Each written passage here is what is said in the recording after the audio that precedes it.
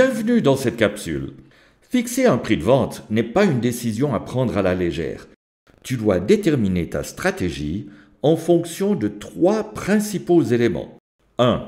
Tes coûts de production. 2. La modalité de transaction. Et 3. Tes volumes de production.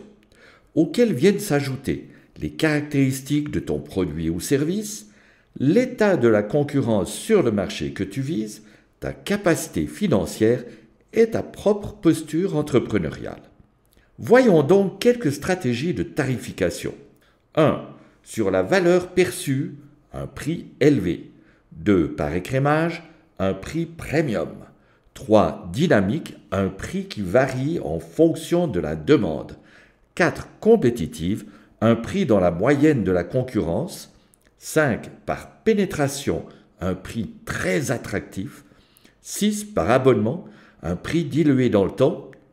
7. Surprise. Allez, je te donne une piste. Pense à Robin des Bois. Cette tarification se base sur l'émotion davantage que sur la raison. Ce n'est pas ton coût de production qui détermine le prix, mais la valeur que tes clients attribuent à ton produit ou ton service. Cette approche s'applique bien pour les offres haut de gamme en coaching ou consulting, le grand luxe, ou un marché pour lequel la perception compte plus que le prix, ou encore des services hautement personnalisés. Tes 2 principaux avantages sont une marge plus élevée et une fidélisation par sentiment d'appartenance VIP. Mais cette stratégie, 1. te demandera un marketing très soigné pour justifier ta proposition. 2. Elle n'est pas adaptée aux marchés qui sont sensibles au prix. 3. Elle est complexe car la valeur perçue peut être très difficile à mesurer. L'objectif est de lancer ton produit ou service à un prix élevé en visant des clients prêts à payer pour l'exclusivité ou la nouveauté. Bref, la crème du marché, même si celui-ci est plus restreint. Cela peut très bien convenir à des marques dans le luxe, dans l'innovation, ou avec une image premium, ou encore un club privé. Cependant, tes avantages peuvent être assez ambigus. Par exemple, l'avantage, ta marge sera plus importante, te permettant une rentabilisation plus rapide de tes investissements de développement. Mais l'inconvénient, cela peut attirer des concurrents qui voudront proposer des alternatives moins chères. L'avantage, cela te permet une image de différenciation pour une clientèle exigeante. Mais l'inconvénient, il te sera difficile de baisser les prix sans abîmer ton image. L'avantage, tu auras une clientèle de niche, plus facile à cibler. Mais l'inconvénient, ton marché sera nettement plus restreint. À toi de peser le pour et le contre. C'est une approche de prix qui évolue avec le temps, que ce soit au fil des saisons ou avec les périodes de solde, ou même en temps réel. On la retrouvera idéalement pour les secteurs avec une forte variation de la demande, le tourisme, les transports, l'hôtellerie. Les entreprises avec des capacités limitées, les places comptées pour une formation ou avec des stocks limités. Dans le commerce de détail, que ce soit en magasin ou en ligne. Elle peut être avantageuse pour optimiser tes profits selon la demande et cibler tes promotions.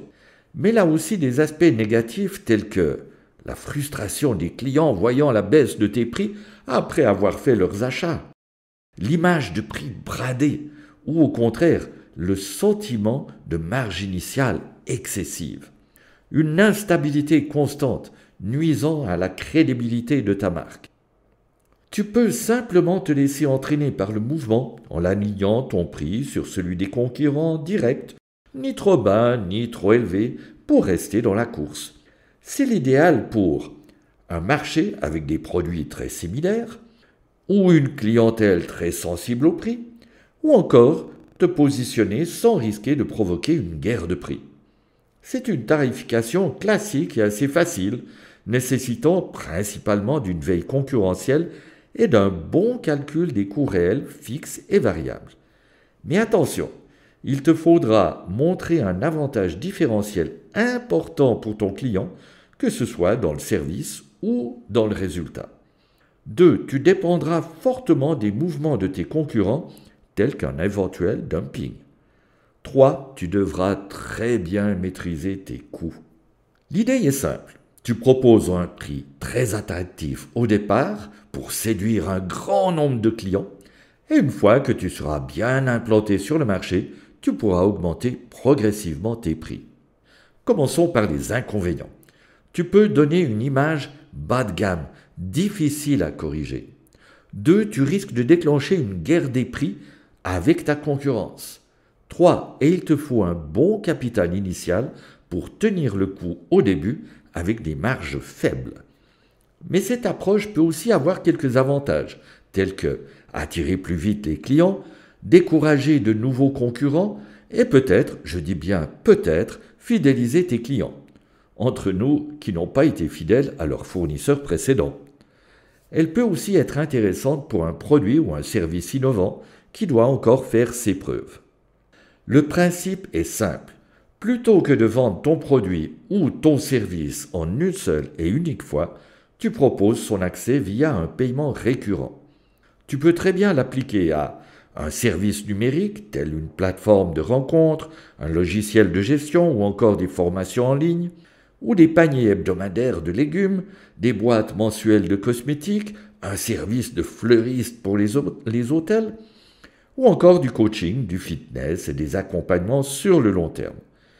Tu y trouveras des inconvénients, tels que la difficulté initiale de vendre, par manque de notoriété, et le besoin constant de renouvellement de ton offre, pour éviter la lassitude et l'abandon.